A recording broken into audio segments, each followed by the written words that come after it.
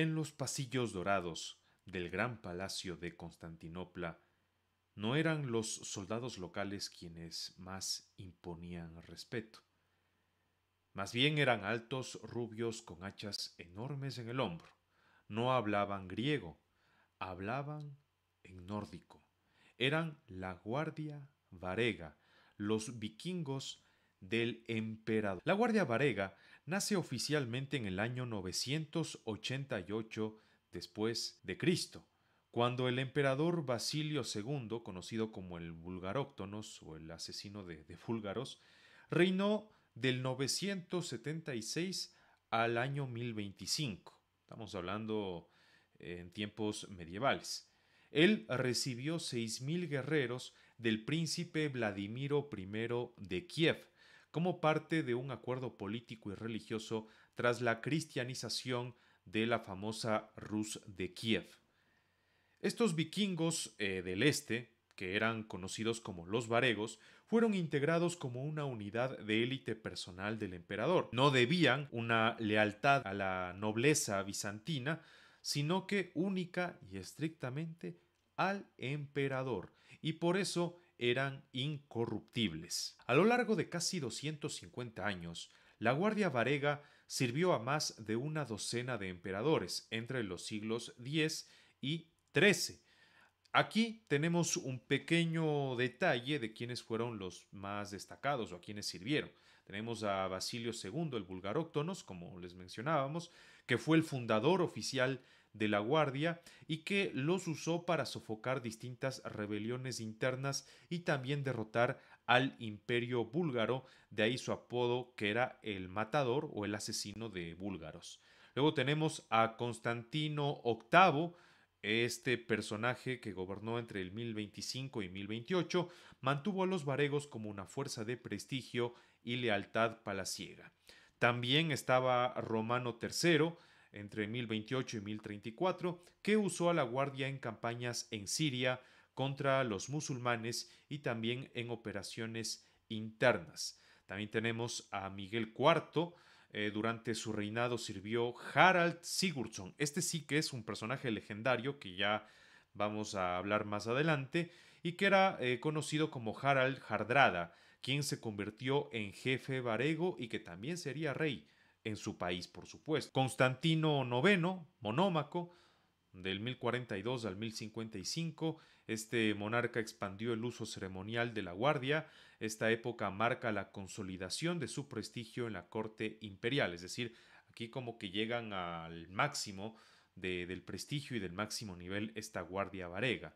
Luego tenemos a Alejo I Comnenos, del 1081 al 1118, que usó a la guardia para enfrentar a Roberto Guiscardo, líder normando en la batalla de Dirraquio en 1081. En su época ingresan los anglosajones exiliados tras la batalla de Hastings en 1066.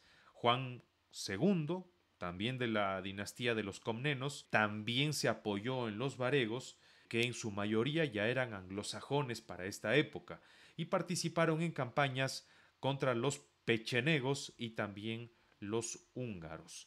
Y acá tenemos al último de los comnenos que se apoyó, que estuvo con los varegos, que era Manuel I, un rey ciertamente célebre, de los que conocen, digamos así, un poco la historia del Imperio Romano de Oriente. Este personaje estuvo entre 1143 y 1180 y fue el último gran periodo de la Guardia. De aquí ya empezaría su debacle. La Guardia actúa como una fuerza de choque en enfrentamientos con los selyúcidas y también con los cruzados. Recordemos que cuando empiezan las cruzadas, diríamos que aparentemente los cristianos que venían de Francia principalmente y de algunas otras partes de Europa, por ejemplo de Inglaterra, uno que otro que por ahí aparecía de los reinos que actualmente ocupan o que forman parte de España, podríamos decir que muchos de estos se pensaría que iban a ser grandes aliados de Constantinopla, pero no fue así. En algunos de los casos se dieron saqueos dentro de estas cruzadas y que afectaron a la propia Constantinopla, ¿no?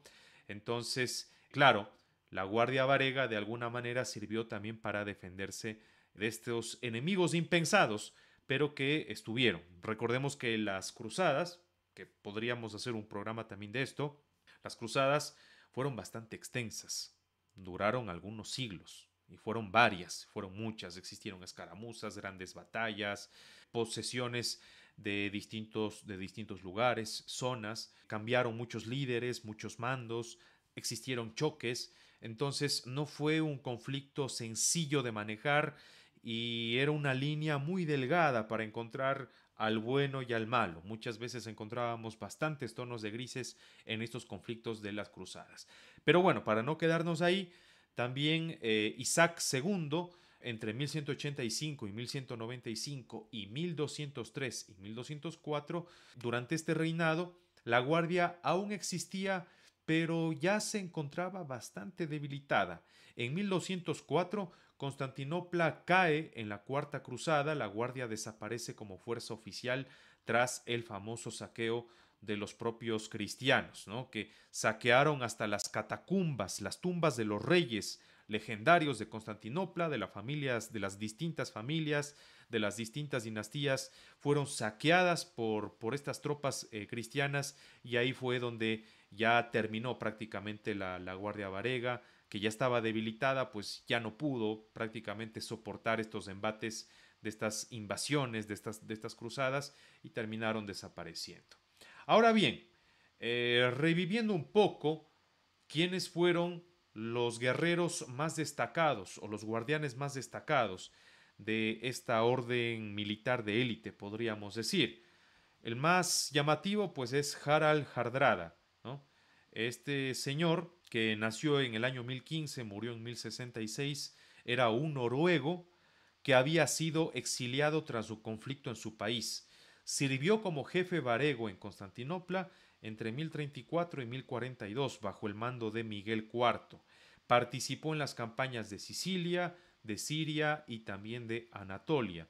Volvió a Noruega, pero allí se coronó rey, nada más ni nada menos, en 1046 hasta su muerte en 1066 en la batalla de Stamford Bridge contra los anglos, ¿no? O contra los ingleses. Luego tenemos a Harold Madadsson. Este personaje fue conde de las Orcadas, que aparece en las sagas como un veterano varego. Luchó contra los sarracenos en Asia Menor, según las crónicas nórdicas. No hay una datación exacta de años de Harold Matson, pero posiblemente, bueno, él tuvo su actividad entre el siglo XI y el siglo XII. Luego tenemos a Thorstein el Rojo, mencionado en sagas islandesas como un varego que sirvió durante la época de Constantino IX.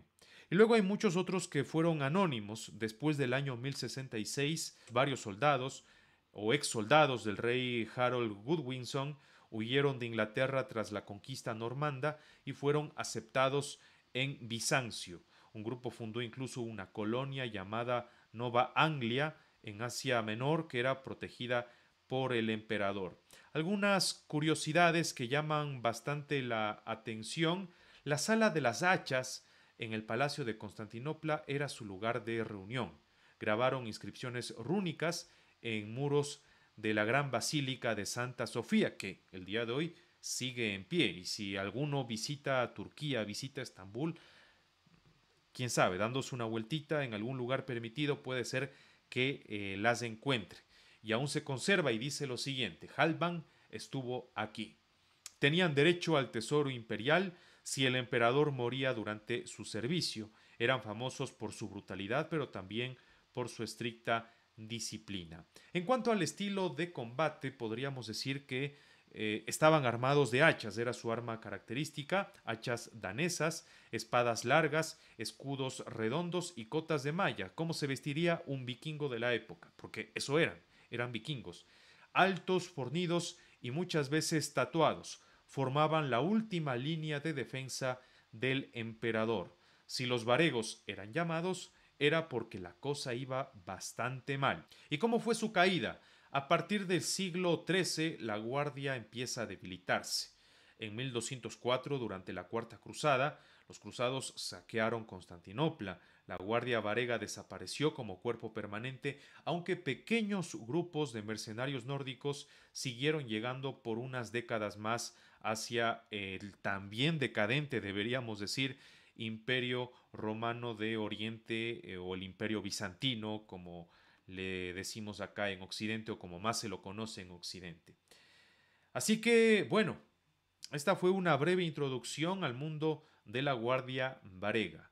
Desde los fiordos helados de Noruega hasta las puertas del Palacio Sagrado, los varegos sirvieron a un imperio que no era suyo, pero que defendieron con más lealtad que muchos romanos. Su historia es una de honor, de oro y también de acero, grabada no solo en los libros, sino en los muros de la Santa Sofía. Si te gustó este episodio, suscríbete a nuestro canal, dale un buen like, eso nos va a ayudar muchísimo para seguir adelante con este proyecto y también puedes comentar, puedes hacernos sugerencias sobre futuros programas que podemos realizar. Esto fue un Soplo de Historia Podcast, muchas gracias y hasta la próxima.